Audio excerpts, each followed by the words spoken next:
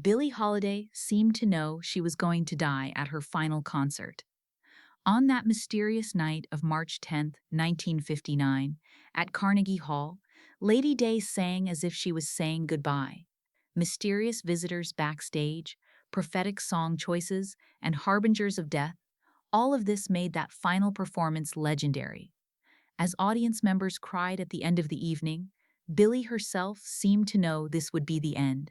Today, I'm going to tell you what really happened that night and the secrets of Lady Day's final message.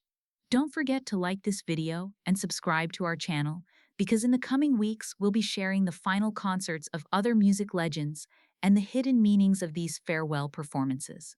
On the evening of March 10th, 1959, the legendary Carnegie Hall in the heart of Manhattan awaited Billie Holiday's arrival in silence. This wasn't a normal performance. Lady Day's health was rapidly deteriorating, and music industry insiders were whispering that this might be her last major appearance. Tickets had sold out weeks in advance, but audience members didn't know they would witness one of music history's most haunting farewells that night. During the afternoon hours, Carnegie Hall backstage saw unusual activity. Technical crew members later reported that sound equipment was inexplicably malfunctioning, lights were flickering, and there was generally an unsettling atmosphere at the venue. Superstitious musicians interpreted these signs as ominous, but the official explanation was technical difficulties. In reality, these mysterious occurrences would contribute to the evening's supernatural quality. Billie Holiday arrived at the venue by limousine at exactly 6:30 p.m., and despite her usual punctuality, it took unusually long for her to exit the vehicle. Witnesses noted that Lady Day's physical appearance was shocking. The weight loss was dramatic, her skin was pale and drawn, and her movement seemed labored. Yet there was a peculiar intensity in her eyes, almost as if an inner fire was burning brighter in the shadow of imminent death.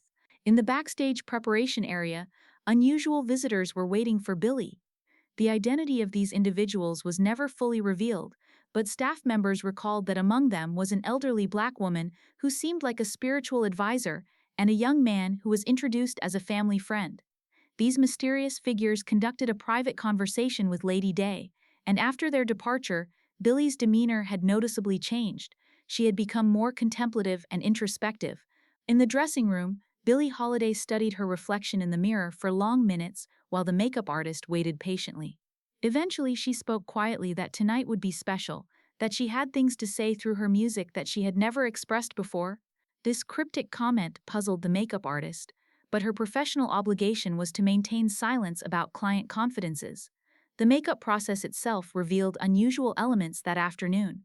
Typically, Billie would engage in light conversation during preparation, but this day she remained largely silent, occasionally whispering to herself what sounded like song lyrics or prayers.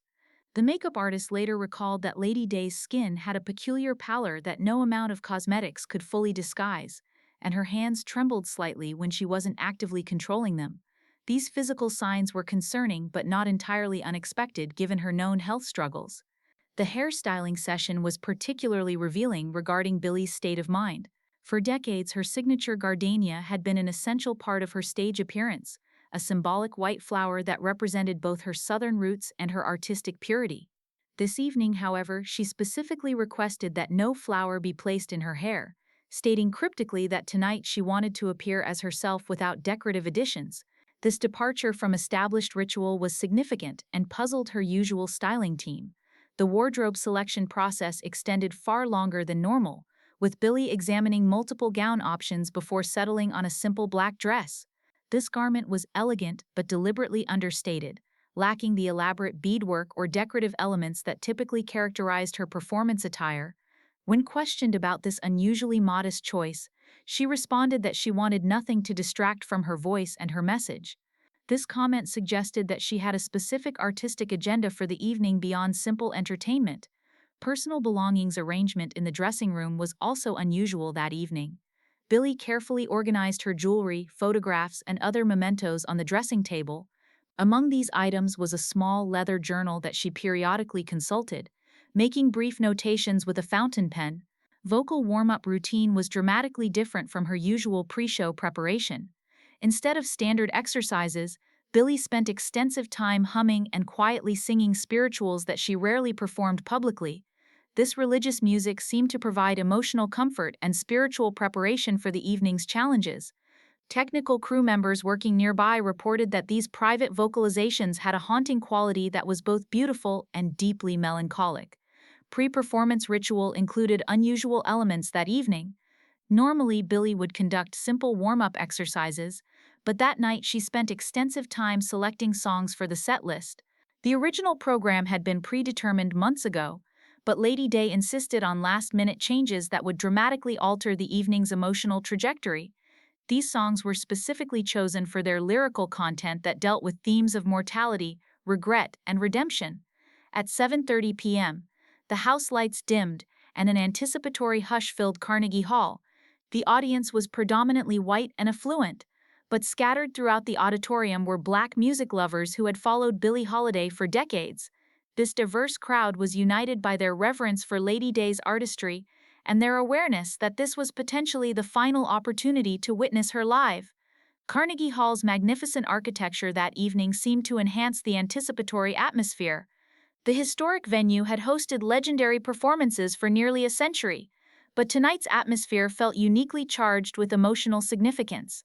The audience composition reflected Billie Holiday's crossover appeal and cultural impact. The front rows were occupied by music industry executives, critics, and celebrity admirers who recognized her historical significance. The middle sections were filled with jazz enthusiasts, record collectors, and longtime fans who had followed her career through various phases. The upper balconies contained younger listeners, students, and music lovers who represented the next generation discovering her artistry for the first time. Pre-performance energy was unusually subdued compared to typical concert atmosphere.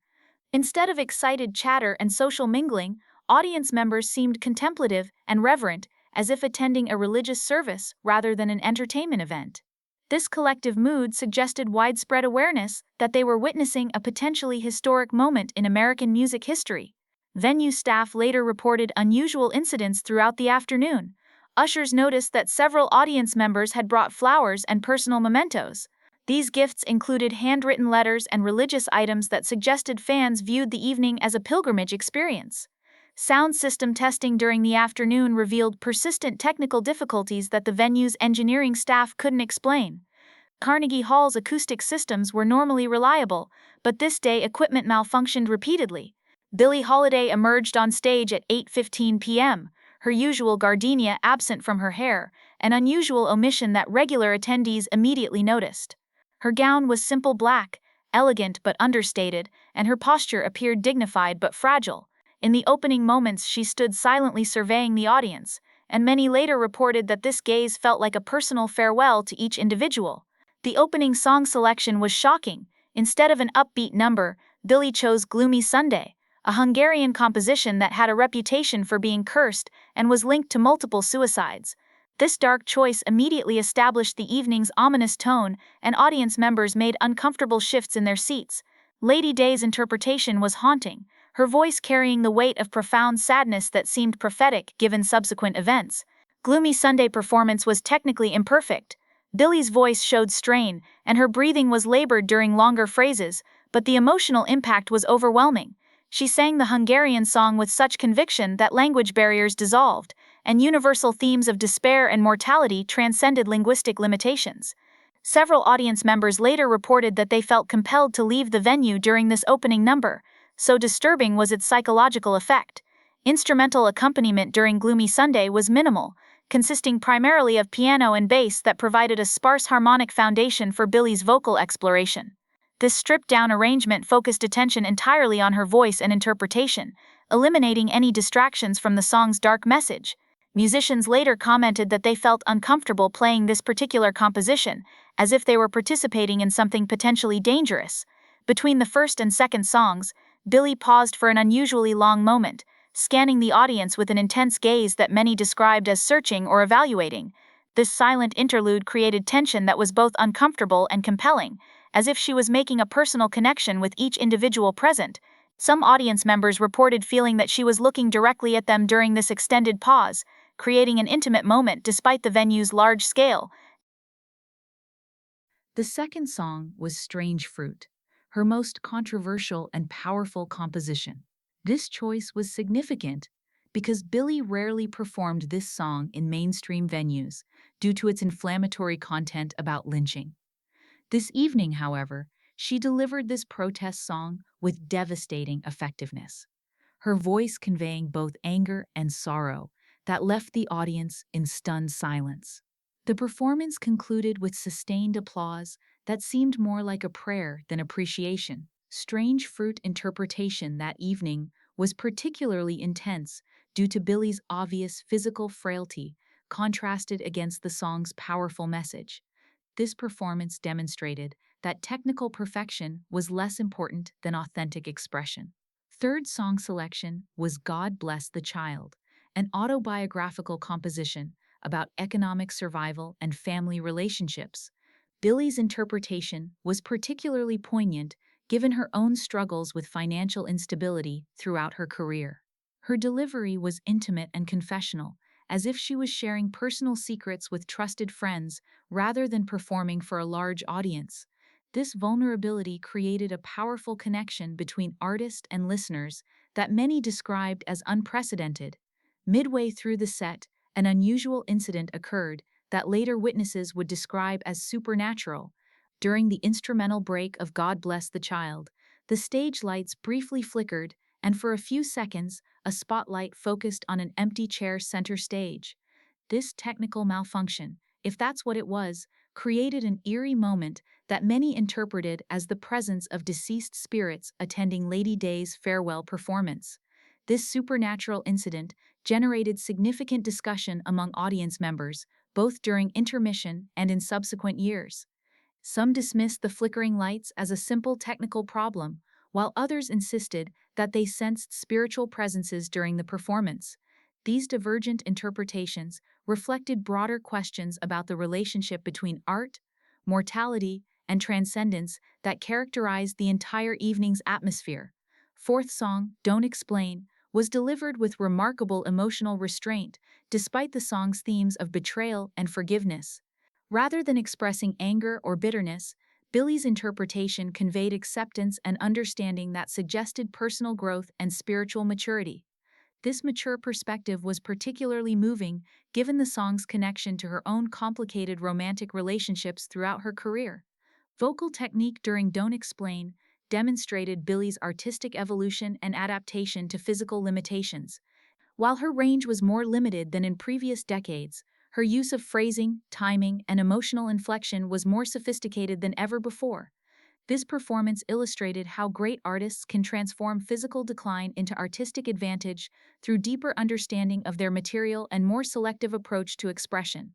Billie's interaction with the audience that evening was intimate and personal, an unusual departure from her typically reserved stage persona. Between songs, she spoke quietly about her life, her struggles, and her gratitude for music that had sustained her through the darkest times. These spontaneous monologues weren't part of the planned program, but they added depth and poignancy to the evening that transformed the concert into a confessional experience. Don't Explain performance was particularly powerful, as Billie sang about complicated relationship dynamics and betrayal. Her delivery suggested personal revelation, as if she was addressing specific individuals in her past who had caused her pain. This emotional vulnerability created an intimate connection with the audience that many described as uncomfortable but profoundly moving. During the brief intermission, the backstage visitors returned, and this time their presence was more noticeable to the venue staff. These individuals seemed to provide emotional support to Billie, and after their second departure, she appeared more resolved but also more melancholy. Rumors later circulated that among these visitors were the spirits of deceased musicians, but such claims were never substantiated. The second half of the concert opened with Billie's Blues, an autobiographical song that chronicled her difficult life experiences. This performance had a retrospective quality, as if Lady Day was reviewing her entire life through musical narrative. Her voice cracked with emotion several times, and many audience members later reported that they began crying during this song without understanding exactly why. Lady Sings the Blues followed, and this performance was transcendent. Despite vocal limitations, Billie conveyed the story of her life with such honesty and pain that the audience felt they were witnessing a final confession. This song's lyrics about hard life and blues seemed to take on prophetic meaning, as if she was describing not just her past but also her imminent future. Technical difficulties continued throughout the second half, with the microphone cutting out briefly during several songs. These interruptions might have disrupted a typical performance, but somehow they added to the evening's otherworldly atmosphere. Billie adapted gracefully, sometimes singing without amplification, which created an even more intimate connection with the audience. "I'll Be Seeing You Near the Evening's End" was delivered with such finality that many audience members later said they knew instinctively that this was goodbye. Billie's interpretation of the lyrics about future meetings seemed to reference the afterlife rather than earthly reunions, and her delivery was both hopeful and heartbreaking simultaneously. This performance left many in the audience crying openly. The final song selection was the most shocking of all, "My Way," which wouldn't normally be associated with Billie Holiday's repertoire. Her interpretation was personal and defiant, suggesting that despite struggles and mistakes, she had lived authentically and remained true to her artistic vision. This final performance received a standing ovation that lasted nearly 10 minutes. As the curtain fell and house lights rose, an unusual silence filled Carnegie Hall. A typical concert would end with excited chatter and movement toward exits, but this audience seemed stunned into contemplation. Many remained seated for an extended period, as if reluctant to break the spell that had been cast by Lady Day's farewell performance. This collective response suggested that everyone present understood they had witnessed something extraordinary and unrepeatable. This extended silence was broken gradually by individual audience members who began to sob quietly. This crying wasn't typical post-concert emotionality, but deeper grief that acknowledged the end of an era in American music. Ushers and venue staff later reported that the audience exodus was unusually slow and reverent, lacking the typical post-show rush toward exits. Instead, people lingered in their seats, embraced strangers, and shared quiet conversations about what they had just experienced. This behavior was unprecedented in the ushers' experience, suggesting that the performance had affected the audience in ways that transcended typical entertainment experience. Several audience members approached the stage area after the official conclusion, leaving flowers and personal mementos. This spontaneous tribute was unusual for Carnegie Hall, reflecting the intense personal connection many felt. Backstage after the performance, Billie Holiday was unusually subdued. Typically after a successful concert she would be energized and sociable, but this evening she seemed drained and introspective. Close friends later reported that she spent a long time alone in the dressing room, apparently writing in a small notebook that was never found after her death 4 months later. This mysterious notebook became the subject of significant speculation among Billie Holiday scholars. Close associates recalled seeing her write in this journal regularly during her final months, but its contents remained unknown after her death. Immediate post-performance interviews with Billie revealed an exhausted but satisfied artist. When questioned about the evening's unusual atmosphere, she responded cryptically that she had said everything she needed to say through her music. Media coverage of the concert emphasized Billie's vocal limitations due to illness, but many critics noted the extraordinary emotional power of the performance. The New York Times Review described the evening as a transcendent farewell, and noted that Lady Day had delivered a performance that seemed to come from beyond the mortal realm. These reviews captured the audience's sense that they had witnessed something supernatural. Critical reception reflected divided opinion about the relationship between artistic achievement and personal suffering. This critical discourse reflected broader cultural questions about the price of artistic excellence. Jazz industry response was particularly significant given Billie Holiday's pioneering role. Fellow musicians who attended the concert described the profound impact on their own artistic development. Follow-up interviews with audience members revealed consistent themes about the evening's unusual atmosphere. Many reported feeling the presence of spirits or otherworldly forces during the performance, and several noted that they experienced intense emotions that seemed disproportionate to simple musical entertainment. These accounts suggested that the concert had a spiritual dimension that transcended typical artistic experience. These spiritual interpretations reflected the broader cultural context of late 1950s America, a period when the civil rights movement and religious revival were influencing public consciousness. Billie Holiday's farewell performance occurred at a moment when American society was questioning traditional values. Recording equipment malfunction prevented official documentation of the performance, a mysterious technical failure that many found suspicious given Carnegie Hall's typically reliable systems. This absence of recordings added to the concert's legendary status, as only personal memories preserved Lady Day's final major performance. Some conspiracy theorists suggested that the recording was deliberately suppressed due to supernatural content, but no evidence supported such claims. These missing recordings became a source of lasting regret for music historians. This absence contributed to the concert's mythical status and encouraged various theories about the evening's true significance. Technical crew post-performance analysis revealed multiple unexplained equipment failures throughout the evening. These technical mysteries fueled supernatural interpretations and contributed to the legend. Venue management conducted an internal investigation into the technical failures, but couldn't determine specific causes. The official conclusion cited unusual electromagnetic interference, but this explanation satisfied few people who had witnessed the evening's strange occurrences. Billie Holiday's behavior following the Carnegie Hall concert was consistent with someone preparing for death. She updated her will, made peace with estranged family members, and gave away personal possessions to close friends. These actions suggested that the concert had indeed been a conscious farewell performance, a planned finale to an extraordinary career. This systematic preparation for death included settling financial debts and reconciling with former colleagues. This responsible behavior contrasted with the chaotic lifestyle of her earlier years and suggested personal growth. Health decline accelerated rapidly after the March 10th concert. Within weeks, Billie was hospitalized with liver complications, and by July she was dead at age 44. This rapid deterioration seemed to support the theory that the Carnegie Hall performance had been her swan song, a final opportunity to share her gifts with the world before succumbing to decades of abuse and illness. Analysis of the song selections that evening revealed a deliberate narrative arc about life, death, and redemption. This wasn't a random collection of popular songs, but a carefully curated statement about the human condition and artistic legacy. Billie had used her final major platform to deliver a profound meditation on mortality and meaning, disguised as entertainment. Musicians who knew Billie well later confirmed that the March 10th performance represented the culmination of her artistic evolution. Years of suffering had refined her voice into an instrument of pure emotion, capable of conveying depths of human experience that few artists achieve. This final concert demonstrated that even in physical decline, her spiritual and artistic power remained undiminished. The legacy of the Carnegie Hall farewell extends beyond Billie Holiday's individual career to broader questions about art, mortality, and transcendence. This performance suggested that great artists may possess intuitive knowledge about their fate and that approaching death can inspire a final creative flowering rather than simple decline. Lady Day's farewell became a template for understanding how artists transform personal tragedy into universal art.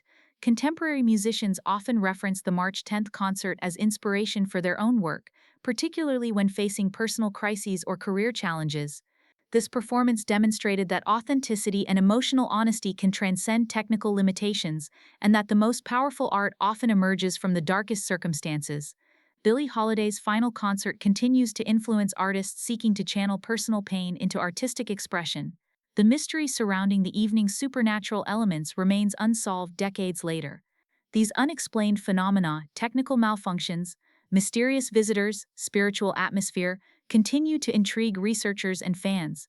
Whether these incidents represented actual supernatural intervention or simply reflected the audience's emotional state, they contributed to the concert's legendary status as one of music history's most powerful farewell performances. This story shows us that great artists often possess an intuitive connection to larger forces, enabling them to create transcendent art even in the darkest moments.